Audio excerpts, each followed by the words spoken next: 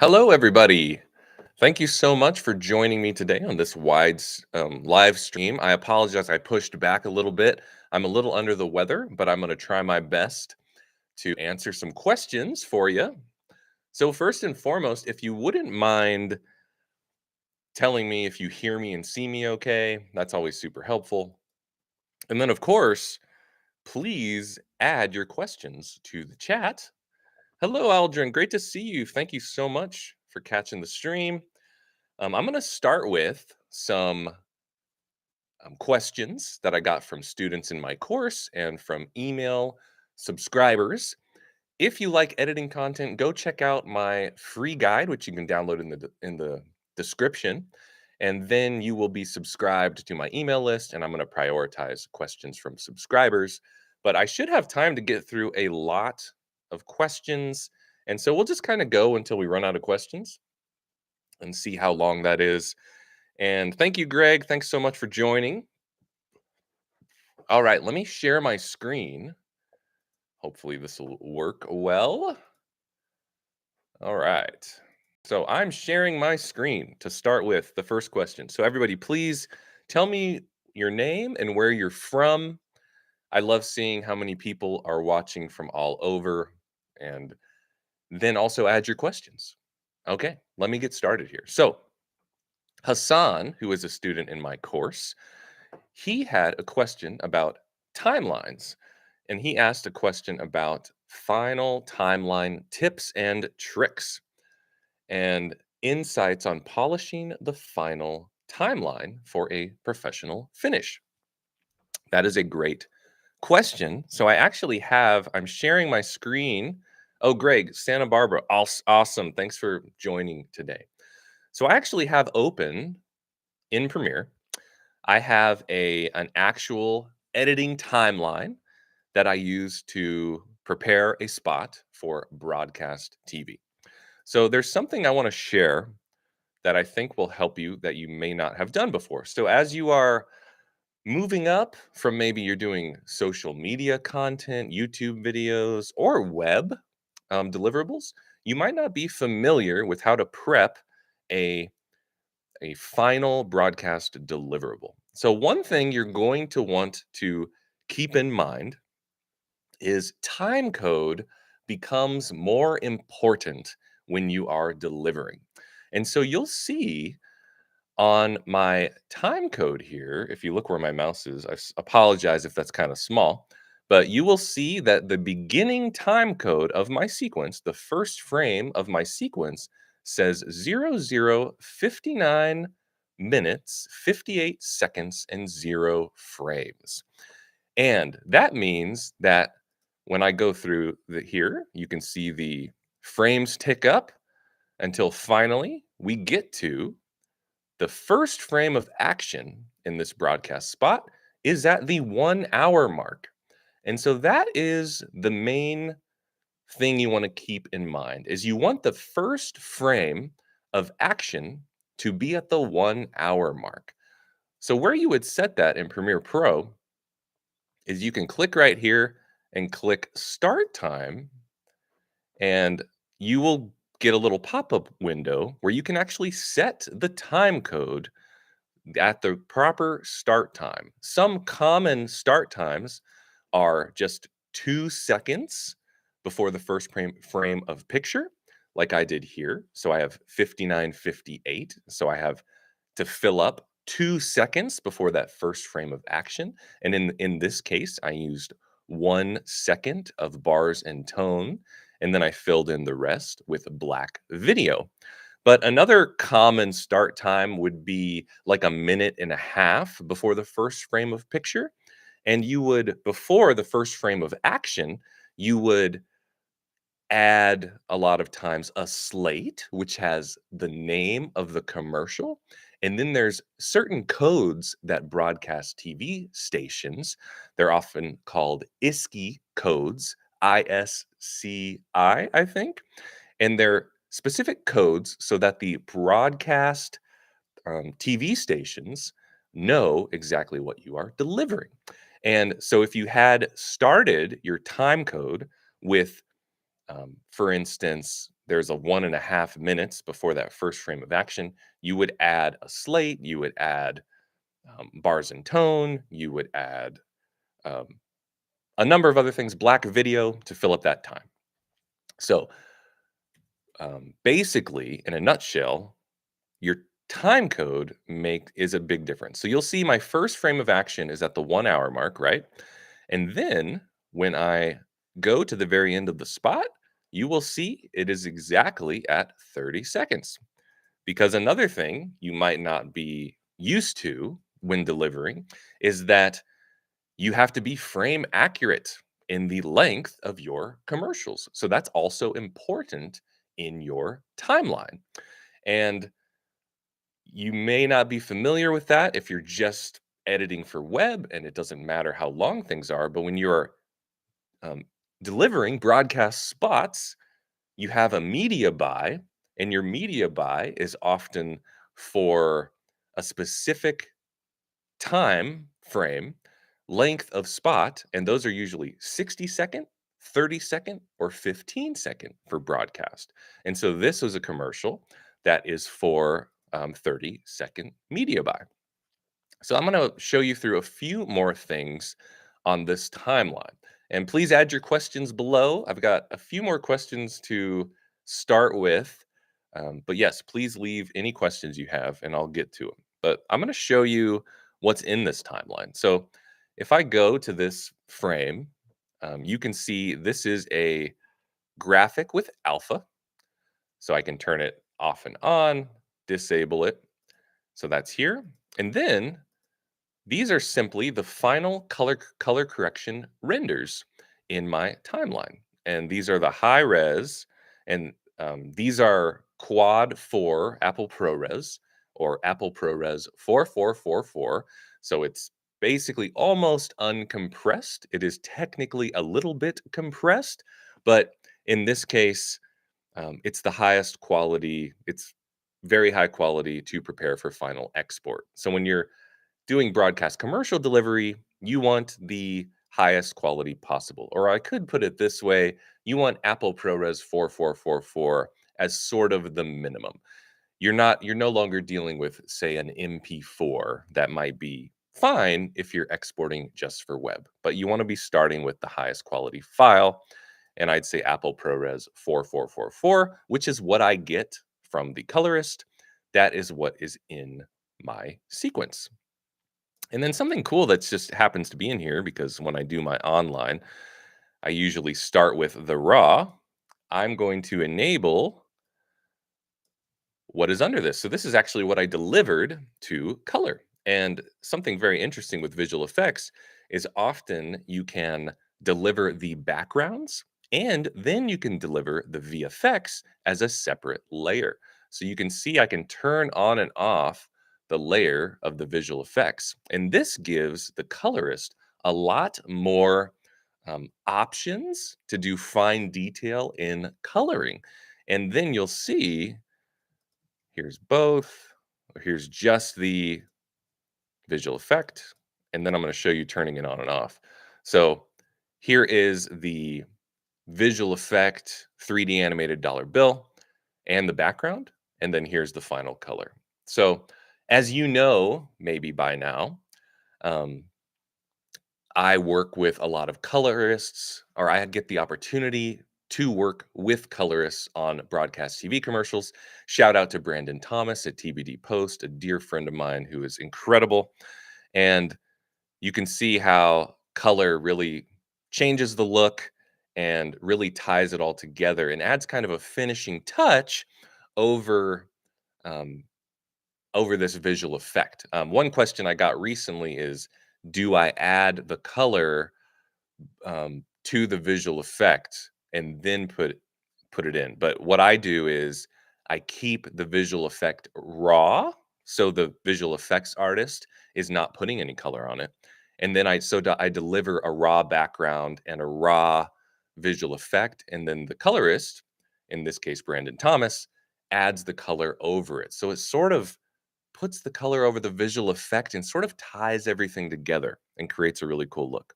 So the final color files, and then you'll see This is simply a text with alpha here, and then an art card, and then an ending.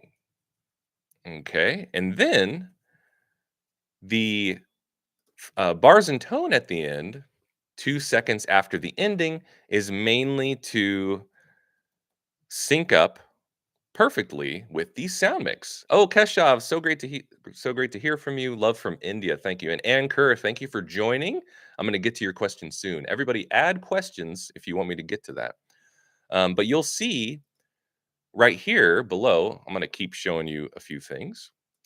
I am dealing with stems. So I talk about stems and splits from a sound mixer. So not only am I delivering files, files for color, a colorist, I also deliver all of my, all right, government username. Hi, hello, thanks for joining. I deliver all of my sound design to a sound mixer and I get back music stems and sound effect stems and voiceover stems. And so I have them all in here. And you'll see I deliver with bars and tones so I can line it up. So if you see closely, I'm circling around where the bars and tone line up perfectly with the bars and tone in my sequence. And that's how I know I'm lined up exactly. And you'll see it here too at the beginning of the sequence. Okay. And then you'll see my in and out points for the spot. And I happen to have the stems in here, but I could easily, in a lot of my sequences, just have the final stereo mix. So in this case, I needed to have the stems. And then you'll see the in and out points of my sequence are the exact length of the spot. So there's nothing extra. It's the exact 30 seconds of the spot I am delivering. And this sort of snowballs into another question.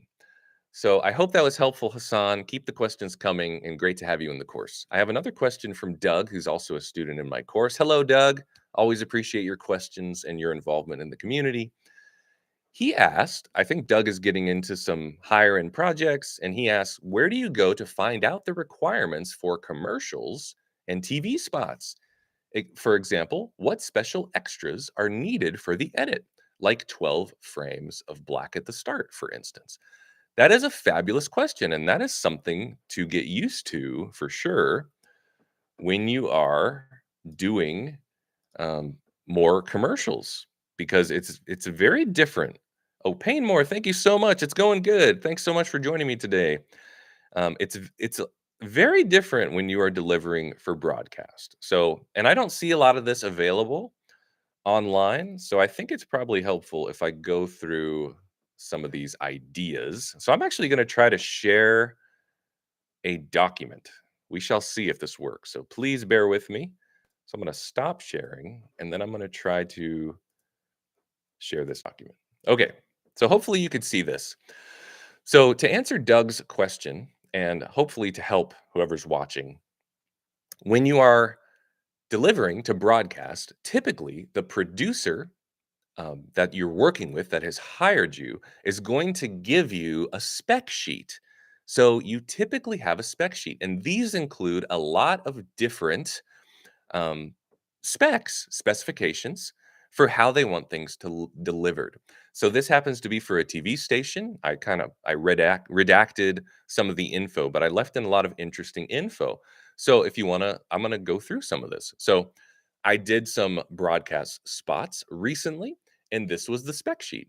And basically, every place you're delivering, every broadcast TV station you're delivering has a different set of specs. So the good news is, whoever you're working with is going to give you exactly what they need.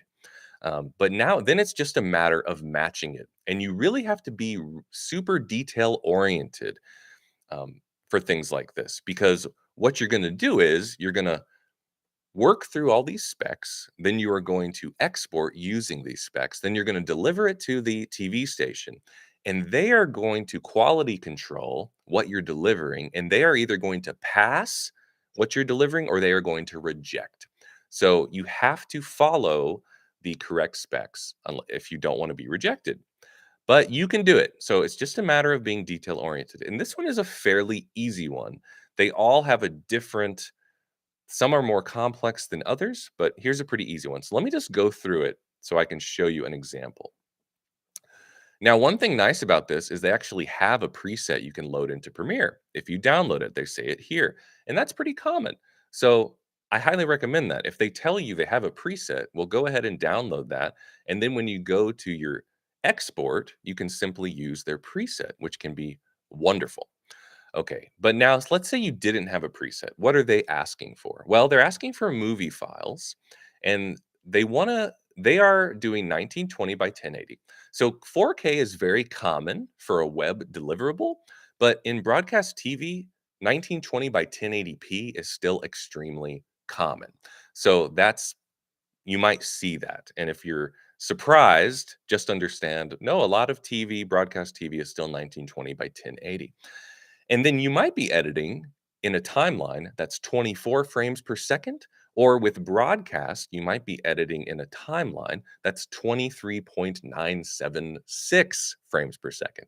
And that little discrepancy between 24 frames per second and 23.976 is actually for broadcast TV. It's a slight adjustment in the frame rate so things work for broadcast. But in this case, they're asking for 2997. So what you can do is you can change your sequence to 2997 and then export that way. Or you can simply change the frame rate and how you're going to export to achieve the 2997.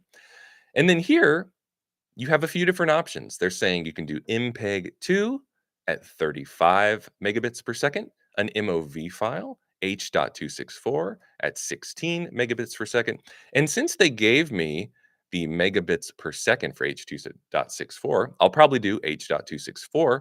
And then when you're exporting in Premiere at the export panel, or if you're using DaVinci Resolve or Final Cut, you should have all these export options. You can actually change your target bit rate. That's usually what it's called. And you can change it to 16. And you can change your codec H.264 16. Wonderful. Now, this one can be a little tricky. So, one thing that people don't often know about is loudness, audio loudness. Okay, so everybody, please leave more questions below. I'm going to get to stuff soon. Thank you, Anchor. Thanks for everybody who's here today, and thanks for hanging with me as I pushed back about 15 minutes. I really appreciate that. But I want to talk about audio loudness. So, audio loudness, basically, there used to be loudness levels for commercials that had to do with peak audio. So let's say an audio level for a commercial, they could only go up to -1 decibels. It would have a peak. But what people were doing to kind of beat the system is they would just have their entire commercial just blasted at -1 the entire time. So the overall loudness would just be extremely loud. It was like this battle of loudness. And what they did to combat that was they decided to come up with a measurement of audio where it it does average loudness, and it's measured in loudness units full scale. You'll often see LUFS, and that's what this is saying, -20 dBFS, decibels full scale. And so you can have a plugin, or you can talk to your sound mixer and tell them the specs, and they will actually measure the average loudness of your commercial, and they will deliver at this loudness level. And that is what my sound mixer does. So I would tell them, okay, to meet quality control for my broadcast delivery, I have to deliver at -20 dBFS. So that's what they would do with their sound mix, and they would have it measured, and then they would deliver it and it would match. And so you would export in Premiere, DaVinci, or Final Cut, whatever you're using, and you would export a stereo. 4816 is kind of the classic audio audio format for video, and it would pass QC. Now, this says if you include bars and tone at the beginning of your spot, make sure your audio levels match the tone. Well, you saw there was bars and tone in my sequence for prep. Government username says, I remember hearing them really loud commercials. Absolutely. Yes.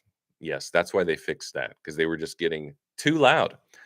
But basically, if you have bars and tone, you want to make sure they are at negative 20 at the same loudness level. Okay, so that's helpful. And I will also say this says if you include bars and tone. So Doug's question, should I add 12 frames of black to the start or not? It really varies. And I will say a lot of times I am now just including the exact frames that are in the 30-second commercial. So I start on the first frame and end on the last frame, exactly 30 seconds. Before, I would do more where I had a minute and a half basically of pre-roll to the start of the commercial, and I would include that. So I would include the slate with the label of the name and the bars and tone and some black and a two pop to show audio sync. But nowadays, it's most of the requests I get start the audio right at frame one. So I'm going to switch back to Premiere, but I hope that was helpful. I hope you all get to do some broadcast commercials soon and you have some ideas on what to look for. Okay, before I move on to a couple other questions, I want to take Ann Kerr's question from the chat. Thank you so much. He said, Ann Kerr says, I have a problem, which is I keep one emotional tone for a long time. I can't add emotional variety. That is such a great question, and I think that's something we probably all struggle with at times, and I think that's also something that you get better at over time. So, it could be that what you're editing just doesn't require, an emotional change, and so that could be a problem with the story or the concept. And that has surely has happened to me a lot. If you find, for instance, let's say somebody hired me to make a YouTube video, and the idea for their video actually only had kind of one emotional target, or really their story or their video idea just didn't really go anywhere. Not much was happening. So if I try to edit it, it's hard to force multiple emotional targets if the story's just not there. So one question, Anchor, I would I would ask is the video you're working on and does the story itself of what you're working on have does it change? Does it take the audience on a journey? So it might be a problem with what you're editing. Now, if that's not the case, then I would simply say you just have to dig in and try your best and practice and take a moment to try and think through what the emotional targets could be. And I'm going to point this out, which I'm going to get to later, which has to do with emotion. Sometimes it really depends on the type of video you're making. For instance, if I am making, like I do, I make YouTube videos. A lot of them aren't necessarily taking you on a journey, I'll admit, but there's a couple of emotions that we're trying to make sure the audience doesn't feel. And those two emotions are confusion and boredom. Okay. So those are two emotions I'm always fighting against. I don't want the audience to feel confused or bored. So make sure you have that in mind, meaning you don't want the audience to feel confused. So make sure you are presenting your story in a way that makes sense. That can be huge. And then, in terms of being bored or not, make sure that every shot pushes the story forward. And there's a term in um, storytelling, especially with screenwriting, economy in storytelling, meaning is every shot necessary? So those are two ways to think of emotion, especially when you're dealing with something like I do, my educational videos. I may not necessarily be taking you on an emotional journey per se. Sometimes I am, But a lot of times I'm just trying to make sure there's economy in storytelling and that you're not confused. I really want you to feel a sense of curiosity and I want you to feel engaged. So those count as emotions. Okay, Ann Kerr says it's a coronavirus documentary. Well, then you certainly do have emotions happening. So I think another thing you can try, Ann Kerr, is to try to get more specific and more nuanced in the emotions you're targeting because you might find that if you only have a few emotions you try to target like sadness, well there's a lot of emotions within sadness. There's maybe despair that's really emotional, and then maybe like anxiety is another one. And so I think as you gain experience you can sort of target more nuanced emotions and then you can make changes, but they're kind of more subtle changes. So what if you take the audience from kind of a despair to just a little bit of anxiety to hope, things like that within your documentary. So I would try to map out, take a couple scenes and try to pick an emotional target for each scene and do your best to make all your other editing decisions. Try to bring out those nuances and see if you can. Well, I would show it to some trusted collaborators and perhaps um, some people you trust and see if you're kind of hitting those emotions. And I would just keep practicing. But just the fact that you're asking that question means you have a good self-awareness, and so I would just encourage you to keep trying. Okay, I'm going to answer Roletta Studios. Thank you so much.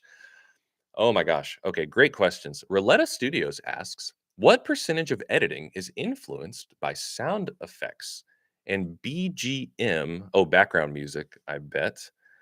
I think that's what you're saying. And then he says, if it's more than 50%, why are we called editors and not sound designers?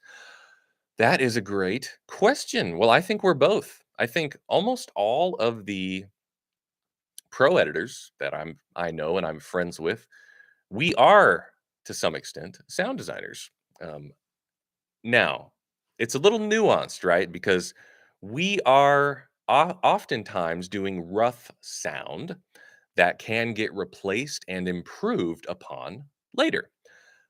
So, everybody who edits for a living that I know is also, and probably you as well, we have to include a certain level of sound design because we literally won't know if our edits work without putting in key sounds of the story. And our edits will feel far too rough if we are going to be collaborating with somebody. For instance, a rough cut. Let's say I am creating a rough cut for a director of a commercial. In fact, I recently posted that video with Scott Rice where we talk about some of the brainstorms we had in terms of sound design for that kind of post apocalyptic spider monster commercial. Well, if I would have, as an editor, if I said, well, I'm just an editor, I don't deal with sound, I need to show a rough cut of that commercial. And so much of the story has to do with sound. I have to come up with the background music so that it feels like this post apocalyptic ambiance, or else it'll feel flat and not make much sense. I have to put in a roar for the spider monster, or else that scene just won't work. Now, I may not have to get all the way fully detailed, like maybe certain editors won't put in the close noise. Maybe that's something that'll happen later. When I say close noise, I mean like the actors in the scene. Perhaps you hear the close and you get really detailed. That would be called like Foley. A Foley artist might do that.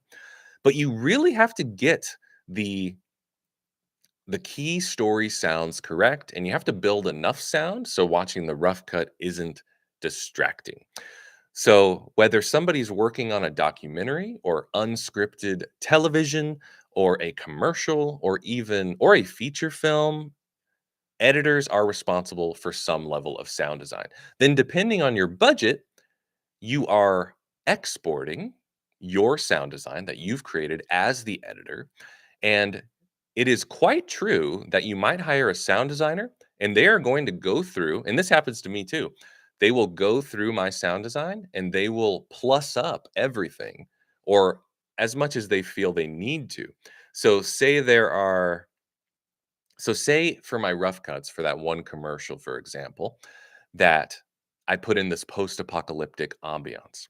Well, a professional sound designer probably has access to more sound libraries than I do. And the director, or they might say, you know what, I'm going to try to look for some better post apocalyptic ambiances. And they might find one and they'll replace it. Okay. And then, or they come up with a better sound for the spider monster, or they add another layer of the spider monster sound to plus it up and bring it to life. So the sound designer works with the editing material and makes it better, takes it to another level. And they might replace everything, in which case you're editing the sound effects you were using that were necessary to sell your edits are really just placeholder. So sometimes that's all there is. And then background music is the same. I think you really have to have temp music in almost everything you do that requires music to sell the edit. It's all about selling your edit to your collaborators. Okay. And then later, um, the sound designer might replace the music or the composer. You might have a composer. So if I put in all the temp sounds and the temp music, background music, it might be replaced later by a composer. But I sold that initial rough cut all the so that we could go all the way to picture lock and finalize our edit and that we all got on the same page in terms of the style of music. So I hope that was helpful. Okay, Roletta says most of the sound designers we find in India make it sound like a musical. Oh, that's interesting. Good ones are very expensive. Yeah, that can totally be the case. I would encourage you to try to do a lot of your own sound design to start. Um, and yeah, it can be hard to find great sound design. I totally understand. And good ones being expensive also tracks. When you find people who are great at their job, it can cost a lot. Okay, and Painmore, great question. What does the sound designer send you back exactly? Well, I'll show you. You can still see my timeline here. And so this is a final broadcast spot, my final broadcast sequence. And what I would have sent all my sound design and it would have kind of been sprinkled about. There might have been like, say, 12 tracks, and there would have been little clips. I would have had like a dialogue track and then all the little sound effects. Sorry, I'll go to a part of this guy sleeping. That's probably the guy, the 3D Bill snoring. And I would have had all these disparate tracks, right? And I would have exported an AAF file so that the sound designer, in my case for commercials, the sound designer and the sound mixer are one in the same. So it's one guy doing both. So I give him an AAF. He brings the AAF up into Pro Tools. And so all my individual sounds come into Pro Tools and it looks exactly like my sequence. So it'll be kind of checkerboarded audio. And then he's starting from where I left off. And so he's going to replace sounds that he has a better library for. He's going to adjust all the levels. He's going to add, and this is where it becomes more mixing. But in terms of sound design, he will replace and add sounds that need to be put in. And then he starts mixing as well, which includes adding compression and EQ, perhaps reverb to some effects.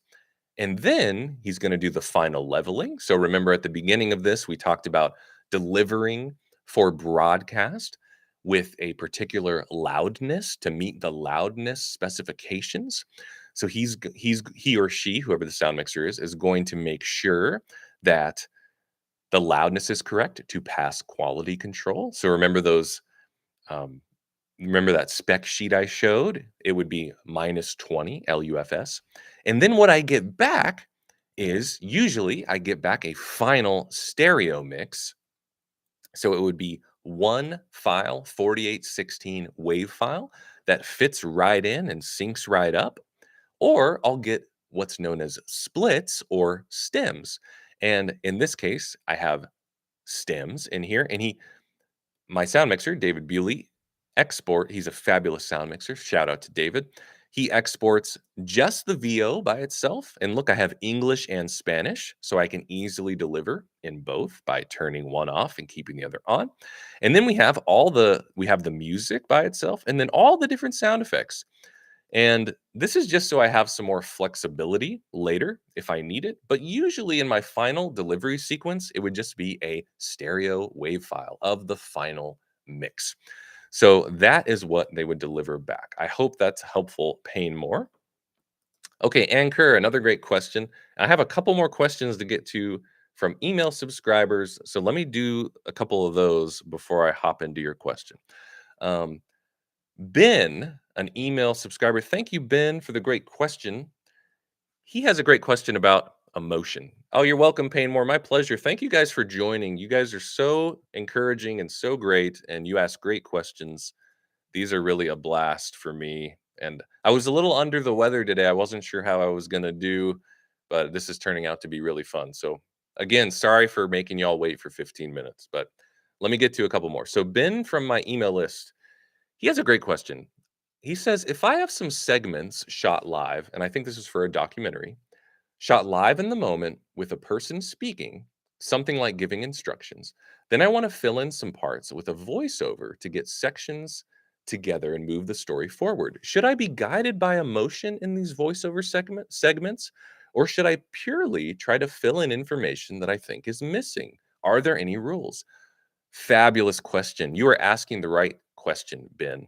I really feel like, actually, the answer I gave to another question about emotion, I think it was sparked by when I read this, because I was thinking a lot about the emotions I don't want the audience to feel. I don't want them to feel confused, and I don't want them to feel bored. So I think your instinct to fill in with voiceover, to move the story forward, and to make sure things aren't confusing should be your top priority. So I think you're on the right track. If you need, it's very common to have to use voiceover to fill in the blanks when you want to make sure the audience understands what's going on. And then you also, if you're talking about moving the story forwards, then you're trying to make sure the audience isn't bored. So, yes. Now, I would have to see your actual clip. I would actually have to see clips from your documentary to give you more ideas.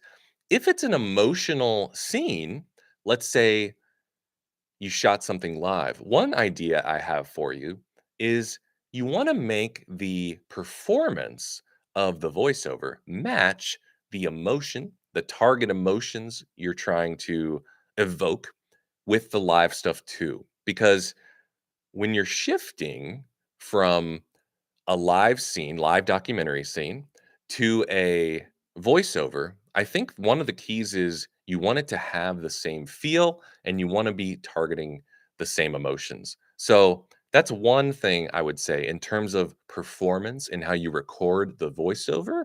You want to try to match that so it doesn't take the audience out of the story. So, in conclusion, Ben, awesome question.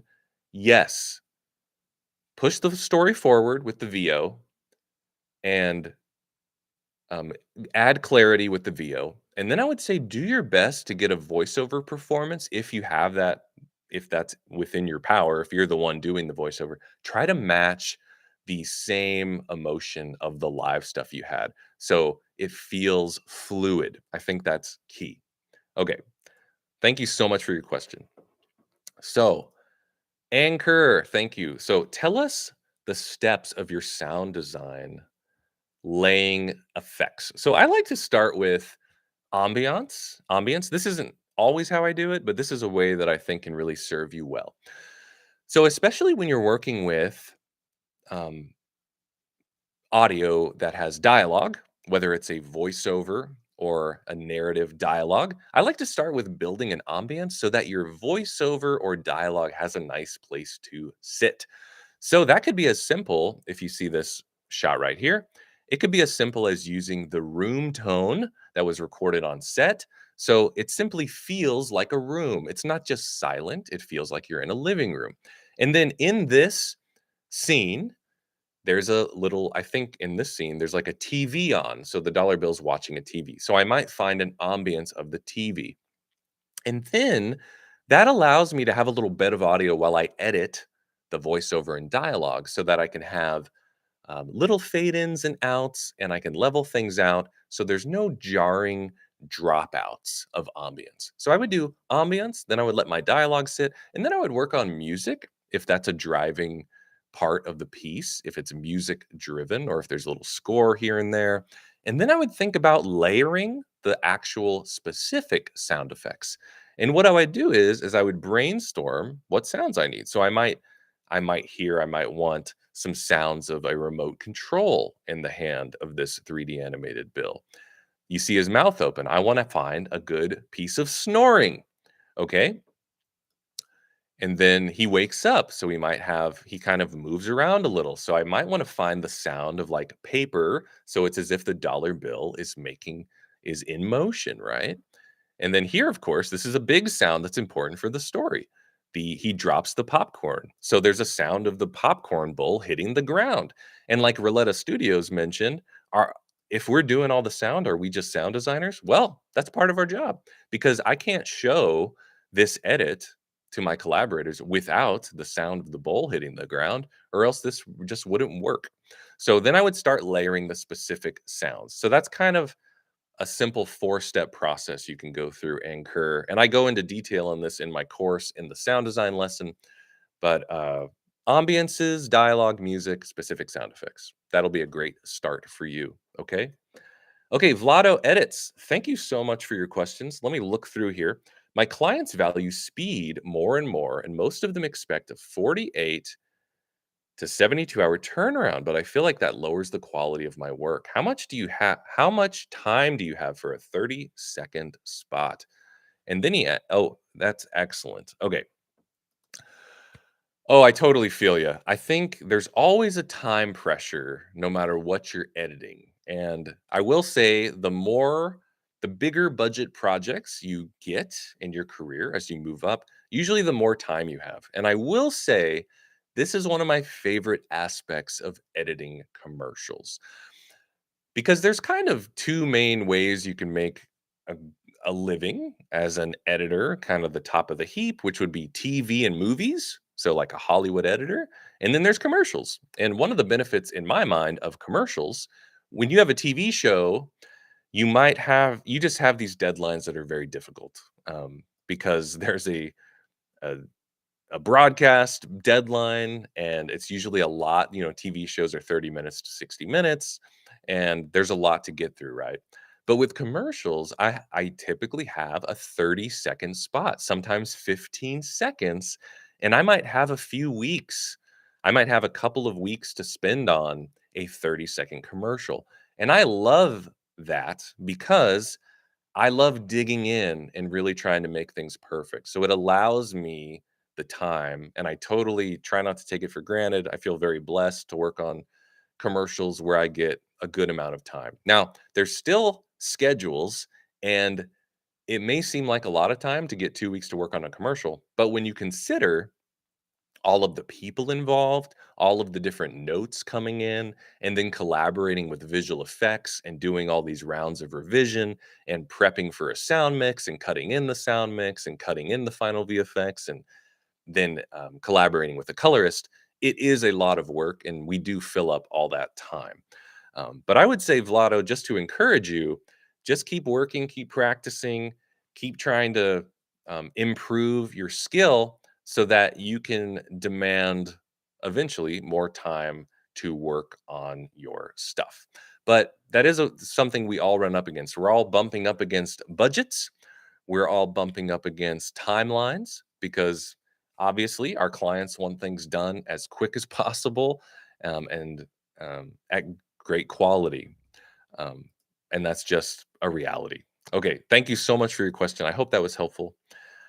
Aldrin, hey Austin, what's your take on feeling like you've hit a ceiling with a certain skill? I'm a remote offline assistant editor and feeling kind of stuck early in my career. Love from the Philippines. Thank you for shouting out the Philippines. I love hearing where everybody's from. Yeah, take on feeling like you've hit a ceiling with a certain skill. This is a great question. And I think we all deal with this at different times in our careers. And there's two kind of important possibilities or important ways to look at it, or let's just say ways that I've looked at it. On the one hand, I had a mindset shift in my career that really helped, and there's actually a book that I highly recommend. It's the non-editing book that changed my life the most, and it's actually called Mindset.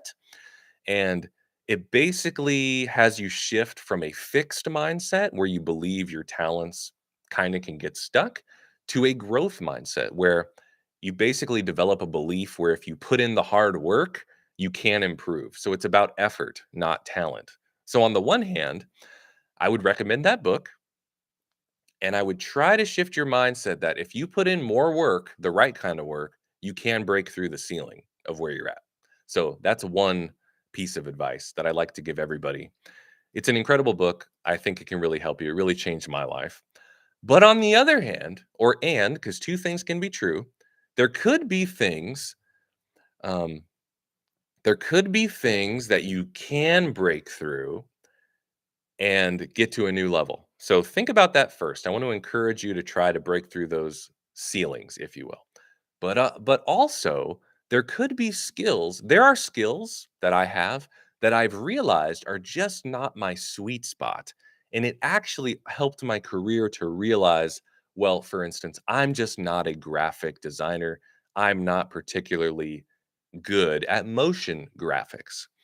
So what I did is for the skills where I had to break through the ceiling, I just kept putting more effort in. But for skills where I was really felt like I was banging my head against the wall, like motion graphics, I just realized that's just something I'm going to outsource. Now I know we don't all have that luxury where you can outsource part of your editing, but with me in commercials, I'm often working with a motion graphics artist who is separate than me, and that's really helped. So those are kind of my two ways to attack that problem where I do think it's good to have a self-awareness so you're kind of doubling down on what you do best, break through those ceilings, get to the next level. But at the same time, try to have the self-awareness where maybe you aren't going to also be a great colorist. Maybe you're not going to also be a great graphic designer or motion graphics artist. For me, I've landed on editor, sound designer. Those are kind of my two things. Even music, which makes up part of my income and is certainly a passion of mine, it's not my main selling point. Making it as a composer doesn't bring in a ton of income for me. It's something I love to do, and I certainly do it um, by request for certain clients. But I kind of know where I stand in all my different skill sets. And I would recommend thinking about that. I hope that's helpful, Aldrin. I know those types of questions can be challenging. But thank you for asking. Okay, let me get to, I want to make sure I answer a couple of YouTube questions, and then I'm going to ask, okay, awesome, Aldrin. Yes, check out that book. Oh yeah. So you're already starting to think. He says I gave up on After Effects MoGraph work too. Yeah. So you're starting to dial in what you're best at. Let me answer a quick YouTube question that's about who asked, why did I choose Backblaze? Because I talk about Backblaze a lot in backing up my work, which is such an important part of a professional workflow. Why did I choose Backblaze over Google Drive or Dropbox? That's a great question. So I'll just do this kind of quickly. Backblaze is amazing because you pay a flat fee and it backs up everything connected to your computer. So I think for like $10 a month, I have backed up like 10 terabytes, upwards of, it could be upwards of 24 terabytes at a time. And that's incredible in terms of value. And then it's also backing up my entire system drive. And another benefit of Backblaze is that it'll actually, if you lose your data, you can actually pay to have them send you a hard drive of all your footage. So they can, or sorry, of all your data. So that's a service the other ones don't offer. But I will say I actually do also use Google Drive to share files, and I still also use Dropbox. And I use Frame.io. So I'm using a combination of all of these tools, but my main fail-safe backup is with Backblaze. So thank you. I think that was Javad who asked that question. So thank you. Okay, now I'm going to answer FPV Productions. I don't know about pricing. I edit 15 to 30-second spots edits for Instagram, which I have to film, edit, and color grade. Is there a rough scale on how much I should charge?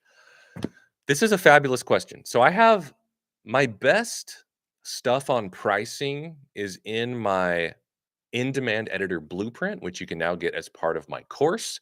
So I kind of go into my whole ideas on pricing, but I'm going to give you some of the tips from there right now. So I would start by one thing I always recommend is to try to get to a point where you're charging flat rates and not hourly. My main problem with flat rate or my main problem with charging hourly is that you're not rewarded as you get faster as an editor. And I think that's a real problem. So clients really like flat rates because they have an amount that's not going to change.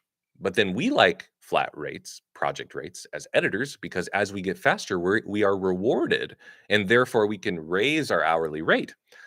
So I would start by thinking, well, how much do you need to live and how long do these things take you?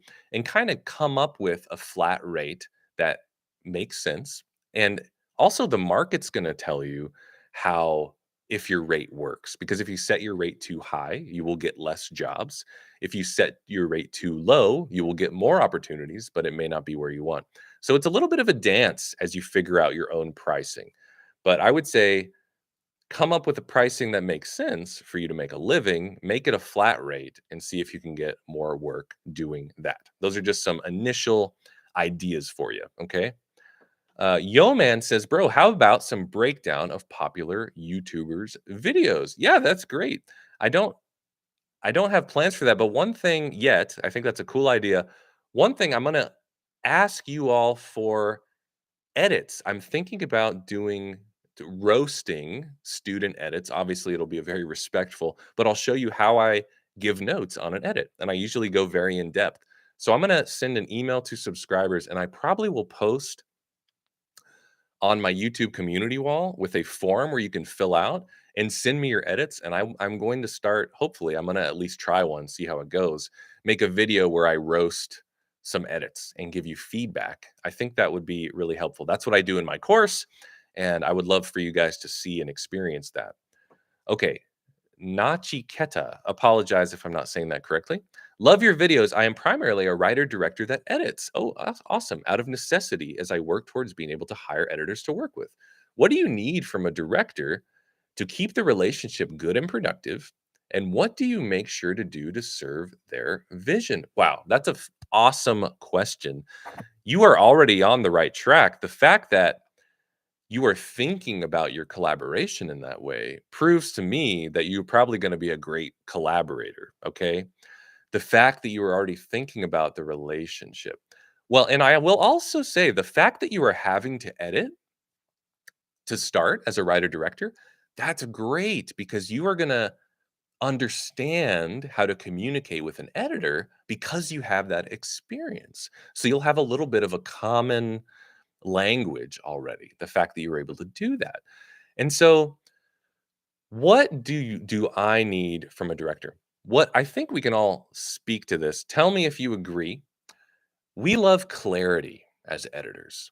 We love clarity. I'll say that again. So the more you can give notes in a clear way, I think the better it is for us editors. And say in the comments if you appreciate that. I think one thing that's hard is when you work with a collaborator where it feels like they don't know what they want. And so then the editor is stuck in a little bit of a hard place where they're working with somebody who doesn't have a clear vision of what they want. And that can be hard because then we're sort of grasping at straws sometimes. But when there's a clear vision, then I know exactly. Now, I will say there's a difference between a clear vision and micromanaging. So there's sort of a type of notes that is more prescriptive that can be difficult. And that kind of feels like micromanaging. I'll try to give you an example. Let's say we have this shot here and the director says, "Yeah, I want you to cut to the close up." Well, that's prescriptive. He's telling me what to do. But if you have a clear piece of advice that is clear but not prescriptive, I think that allows for the biggest collaboration. Like, for instance, also, it's truth be told, it's okay for a director to say, hey, try going to the close up. That's also a fine note. But the director might say something, yeah, I want the emotion of this scene to, um, I want the stakes to be raised. I want there to be more action. I want to make a change partway through. What are some ideas you have? So then one of my ideas might be punching into a close up, but I might have some other ideas too that you didn't even think of. So those are some ideas to try to bring a clarity to the work or to the notes, and then also be open to the editor's ideas and don't be so prescriptive that you are kind of cutting out the editor's own personal ideas. But also, a great editor should follow your notes to begin with. I say a lot, when you are presenting a cut to a collaborator, it should always be first what they had in mind. So I hope that was helpful, and good luck to you starting to collaborate with directors. Okay, let me grab, let's see, a couple more. Oh, I wanted to talk about music edits. I'm going to just do a real quick demonstration for Hassan, who's a student in my course. He had a great question over email. He talked about music editing to fit our cuts. Edits that aren't interfering with the emotion the music is helping to build, or what's the problem with placing the wrong edit on a beat, or cutting of a beat and cutting between dissimilar sections of the cue. How to master the music part of edits. Okay, Hassan, first, there's a whole, in my sound section, I talk about music transitions. So definitely check that out in the course. I'm going to give you all a very quick demo of some music edits. And I also have a video on music editing that could be super helpful, where I go through some of this stuff. But this is very rudimentary, but it's so powerful. So here we go. You see, let's imagine I've color coded. Let's imagine the blue video footage here is scene one. Let's imagine the second scene here is scene two, the green footage. I think a lot of us, when we're starting out, we think, okay, we have to have a song playing for the first scene. And then we have another song, a new song playing for the second scene. So we start a song, and then at the transition point, it changes. Okay? This is the way I thought about when I was a beginner, um, how music works. And I think that's kind of where we default to. It's like, I'm going to play a song with this scene, and then I'm going to play a new song with this scene. Here's a very quick, oversimplified explanation of how we should be thinking about music. I have the same scene, this blue footage, then I have a second scene, this green footage, and here's my music track. I bring it up, I fade it in, and I match it with the emotion of this first scene, and then I let it take me into the next scene. So the music is actually going over the transition to guide the audience into the next scene. That's how we want to be thinking when we're using music. That's one of a very powerful way to use music. And once that's in your head, you are going to hear that in everything you watch: feature films, TV shows, music starting in one scene and carrying you into the next scene. Another wonderful music edit is to have no music in the first scene and have a new piece of music start on frame one of the second scene. And you will also hear that a lot. That's a very powerful transition. That's a little more powerful and deliberate of a music edit. So I hope that is helpful. Okay, let me make sure I've gotten to everything. Anchor, like, imagine a scene, this $100 note playing inside his home. Then he opens his door and looks outside. He sees some burning note running. And that's funny. How can you transition this playful into sad? Okay, that's a wonderful question, Anchor. So it would be difficult to go from comedy to sadness. So I would say that that might be a problem with the concept. Like I was talking about earlier, I think I was answering a question like, you have to make sure the concept makes sense. So it might not make sense for the concept to go from two such stark emotions. However, if I was playing both for comedy, so they sort of both made sense, and let's say it did go to something crazy happening, well, I might use a music transition like this. I might have no music, and then once the sad or crazy thing started, I might just start this hard cut of music to a new scene. That actually might be a really good thing to try because this hard cut of music would possibly bring out the emotion of this jarring, crazy action that you're saying might happen as an idea. So I hope that helps. You like the idea of roasting Anchor? Well, I encourage you to submit via the form. And Nachikita, sorry again if I mispronounced your name, I would love to get brutally honest feedback and notes on the fine cut of my current and first major short film. Excellent.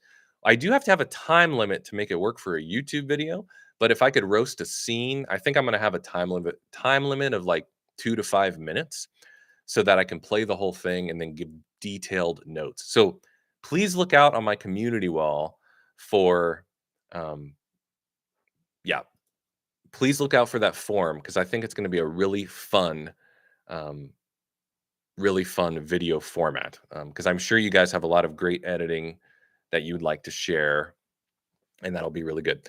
So I really can't thank you all enough for joining. I think I'm going to call it done. We're about an hour in, and this was fabulous. Oh, you know what? Yeah, we are an hour in.